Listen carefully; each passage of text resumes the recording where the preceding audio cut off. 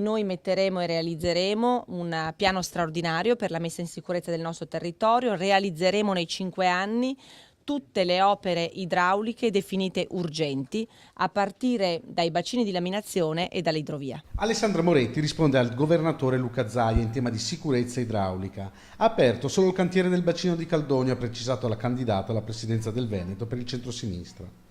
Moretti ha spiegato oggi le sue proposte per il territorio e l'ambiente, in primo luogo razionalizzazione dell'autorità nell'ambito territoriale, per arrivare così a una tariffa unica dell'acqua a livello regionale, poi riorganizzazione della gestione dei rifiuti con l'approvazione del piano che porti il Veneto a raggiungere il 76% di raccolta differenziata.